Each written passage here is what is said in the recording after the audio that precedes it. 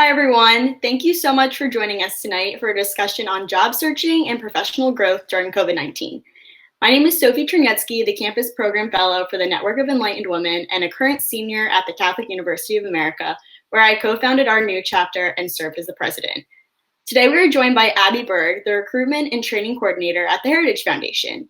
Originally from the East Coast, Abby graduated from the University of Dallas and worked as an admissions counselor for several years before moving to DC in 2016 to join the Heritage team. Through her experience in recruiting and training, she loves to help college and young professionals find their way through internships, jobs, and build necessary skills to be successful. Thank you so much for joining us, Abby. Thank you so much for having me, Sophie. It's great to be here. For those of you who are unfamiliar with NEW is the premier organization for educating young women on conservative ideas to cultivate a community of young conservative women to embolden them to speak out. And our mission is to educate, equip, and empower women to serve to be leaders for a free society. A key aspect of our organization is to create this vibrant community for young women. And in times like this, we're extremely grateful to have this technology to be able to give women access to exclusive professional development resources, host policy discussions, and support our members. We're working hard to give our network the resources that they have to come and expect and appreciate from being with NEW. So we thank all of you for joining us tonight, and let's get into it. Please leave your questions in the comments, and we'll try to answer all of them at the end. So one of the things that I've gotten a lot of feedback from with my peers and my friends is regarding internships. A lot of people got internships for the summer and then were told that their internships were canceled or are still in the search of an internship and can't find anything. What suggestions do you have for people on the internship search? Yeah, definitely. That's a great question. And I think it's also helpful just to acknowledge that this is not the normal job search time. There's a lot of other factors. I mean, coronavirus is a huge impactor on just the normal flow of things and how you would normally go about interviewing in person and having that kind of natural flow. But especially for internships, when you're in college, I think first and foremost, letting people know you're looking. I think that's one of the biggest starting points that people often forget, is that just letting your career counselors know, your professors know, opening up your network to let people know that you are in fact looking for an internship, or just following back up people if you apply for an internship and you haven't heard anything. Verifying if the internship is still on with the normal schedule. There's a lot of resources out there as well. I'm sure NEW has plenty of things like this as well. Heritage also puts out an email list called the Jobs List. We work on it goes up twice a week, and we have lots of internships there. And I was actually working on helping to put some of those those jobs together. And we're still getting plenty of open positions for internships from other conservative organizations. The Hill has several openings as well. So don't be discouraged. I know that we're kind of running into roadblocks and unintended things kind of going through the natural process, but take advantage of the resources and maybe think about things in a little bit of a less traditional sense as well. So really using LinkedIn, using your college group network, so letting people in your chapters on campus know you're looking. If you have mentors as well, reaching out. I just can't stress that enough, that letting people know you're searching is one of the best first steps to finding something, because then they'll think of you when they hear about something as well. So I would just follow up people, let people know you're searching, and ask for help. Ask those professors who are mentors to you or other colleagues and classmates. Definitely reach out to them as well. That's great. So going off of that, a lot of my friends had internships lined up for the summer that they thought were going to lead into jobs, and then now aren't sure if those internships are going to be there. So with that, being a graduating senior, it's very nerve-wracking going into a job hunt, not knowing what to expect, not being able to find job openings because no one's even in the office. And it's hard to even get that face-to-face contact and networking. So what are some easy steps that you can take to get a job that you were supposed to have lined up after that internship? Yeah, that's a great question, especially if you're looking to kind of have that traditional, you graduate and you start the job right away. I think, again, following up on that, letting people know you're searching is always, I'm just going to reiterate that because I think that can't be stressed enough. And also using the resources, the jobs list, like I mentioned. On LinkedIn, there's also this great feature. So also, this is a great time to update your LinkedIn so people know, what you're hoping to do, where you'd like to go. But you can also turn on a feature that says you're open to opportunities. And that allows recruiters who are looking that, they are actually open for a job. They weren't quite sure because they have a gap in their summer coming up. They're not sure there's a senior here who might be looking as well. So I think that's a great way just to be very practical, kind of on the offensive, so to speak. You're kind of reaching out, you're letting people know that you are in fact looking for something. Being patient, I know that's difficult when you're job searching, but this is actually the traditional timeline. We say March, April for graduating seniors is a great time to begin applying for those jobs as it is. That being said, really being open to following up, right? You're going to be doing a lot more emailing, a lot more phone calls than you probably were in the previous era. Pre-COVID, unfortunately, there would have been probably some in-person interviews. Maybe we can talk about this more too, but being able to approach people and ask for those, virtual coffee chats, I guess you could call them, informational interviews you're doing now by phone. Or something like that, just to, again, continue to have those relationships moving forward, and also asking for what ways you can, work on your resume a little bit. Maybe there's an online program you could practice so you have better use of like Adobe Publisher or different programs like that to really polish up your resume. And that's also a good time to, give your job search, the time you have, because it's a little bit less traditional schedule. I know if you're a student and you're at home, you have a different class schedule perhaps. Sometimes I know you have to tune into a class, but treating the job search with a lot of intentionality. You're not having to squeeze it in around homework and then as many social events perhaps. Maybe this is a good time to think about where you'd like to go professionally. Like I said, we're still getting open positions for full-time jobs on the jobs list, so there's definitely an open market out there, but just bear in mind it might take a little bit longer. Because they're going to be, sifting through these emails and these applications coming in, and the staff are mostly remote right now. That doesn't mean that we're not working. I promise you, we are definitely around and able to answer questions. It just might be through email, or they might be reaching out for a virtual interview. Well, that is very reassuring to hear. But you did touch on virtual interviews. So what suggestions do you have for being able to stand out while you do these virtual interviews? I would love to talk about that because I think these are applicable even if you are doing a traditional, in-person interview, but they kind of get a different layer of attention when you are doing a phone interview or maybe like a Zoom interview or something like that. Practice, right? You have a great opportunity to practice with the technology you're using. Don't wait till 5 minutes beforehand to see if Zoom works in your computer.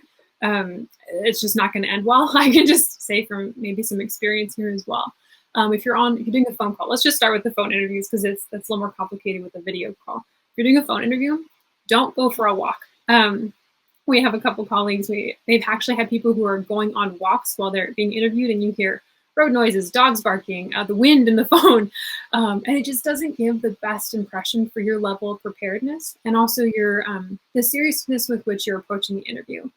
Find a quiet room in your house. If you are a pacer when you're on the phone, that's fine, but have paper and pen ready, have a copy of your resume available, have the job you're applying for open on your computer or have it printed out if possible, so that you can answer questions that are targeted to the job you're applying to when you're on that phone call. If you're like me, I tend to speak more quickly, so bear in mind when you're on the phone or you're in a video chat, take a deep breath, slow it down a little bit, and again, that's helps you by walking around. Take advantage of that. You have an additional benefit to help calm those nerves, but be intentional, right? Don't have a window open or something like that. Just bear in mind your environmental factors. Just a great jumping off point to the video component, right? So if you're doing a live video interview, you can really give thought to your environment, making sure that you have like good lighting, your sound works, your video works. I always recommend that whatever you're doing, if it's a conference call and you're getting a video component, test out that technology beforehand.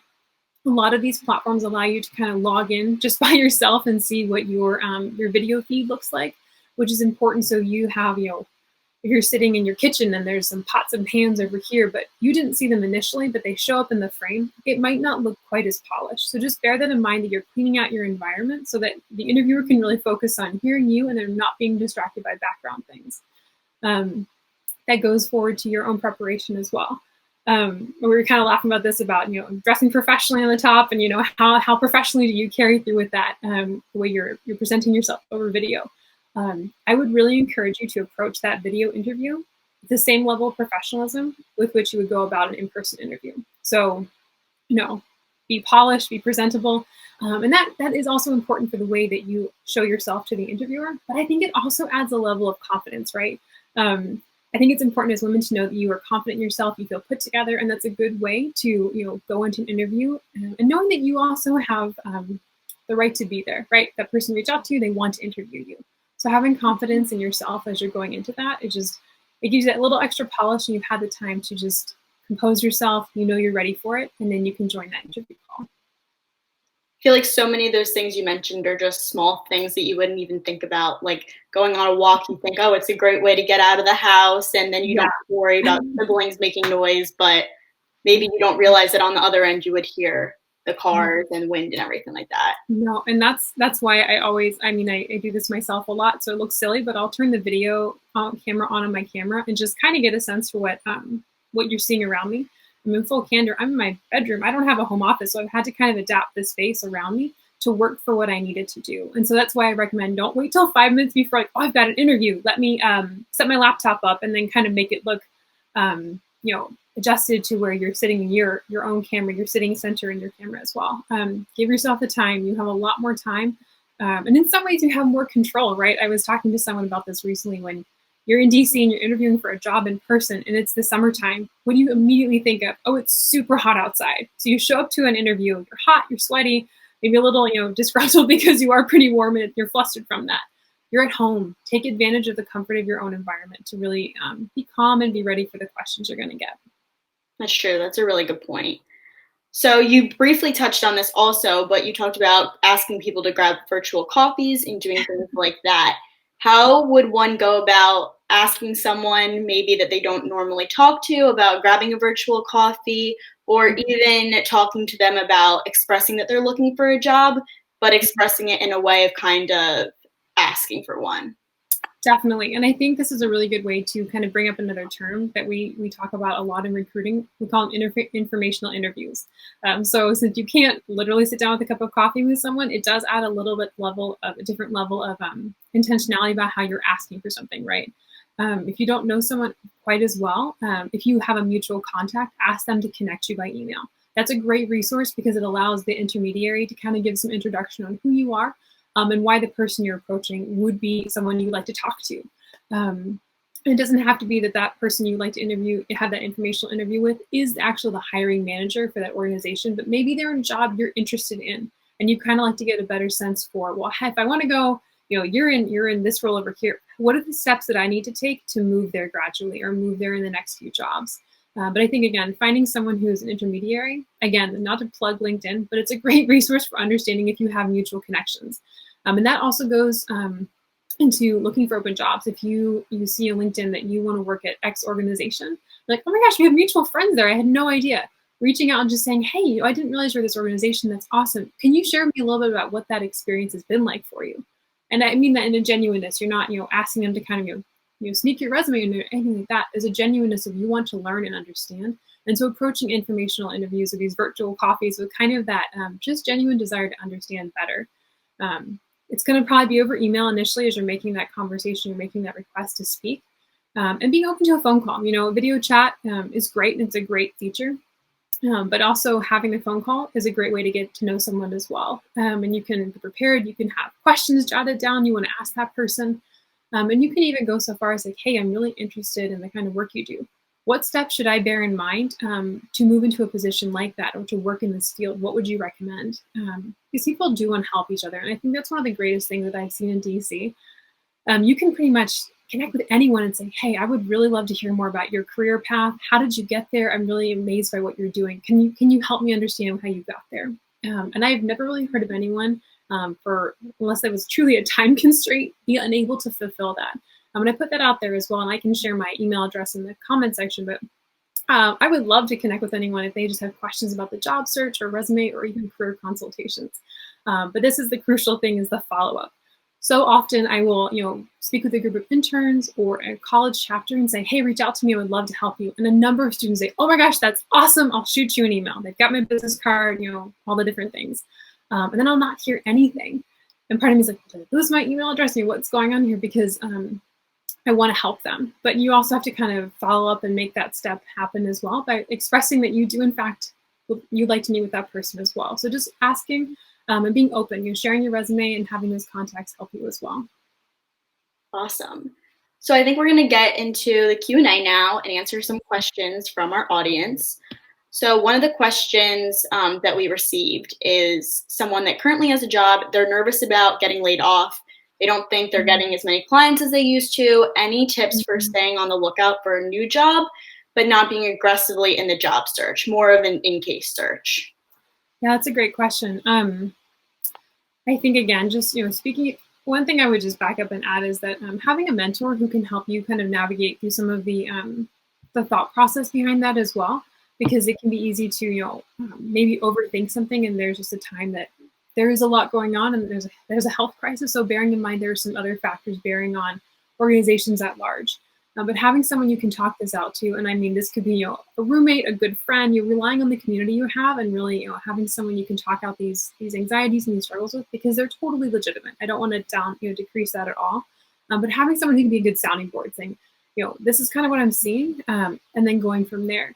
And in that, again, you should always keep your resume polished, ready to go. This would be a good opportunity to rely on informational interviews. You're not officially looking for a job. You're just trying to get a sense of, what could be a next step from this organization if something were to change. But also, I wouldn't panic necessarily, because there's a lot of things which are factors going into this. And a lot of organizations are working remotely, which changes client dynamics as well. So just bearing those things in mind. Taking advantage of resources so you know the lay of the land, like the Heritage Job Bank, which I think we're sharing in the comment section as well. You can sign up and receive an email list that comes out twice a week.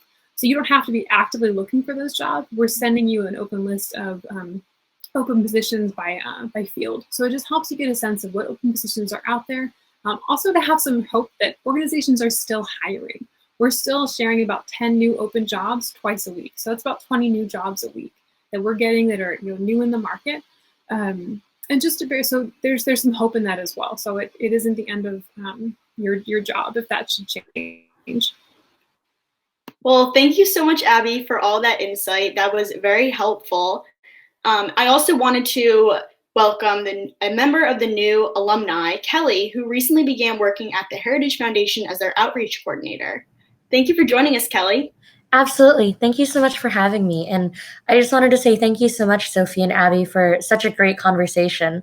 As a senior in college right now, too, I know that I definitely gained a lot of insights from this. And as you said, as someone who's gone through new, and I was vice president at our chapter at Harvard, I interned at Heritage and now work at Heritage full time. I'm really glad that we were able to have this partnership and really bring strong women to the forefront and help women find things in the job force.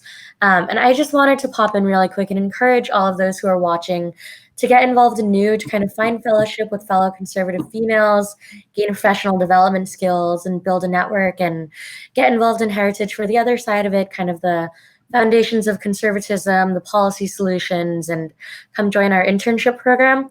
Our internship program has over 200 slots a year, and it's both educational and work-based. And so I'll leave my email address in the comments, and I'd be happy to chat with anyone interested. Thank you. Well, thank you for all that you've done for new and also for coming on. We really appreciate you taking your time. Absolutely. Thanks. So thank you all so much for tuning in, and be sure to keep a lookout for our next webinar coming soon.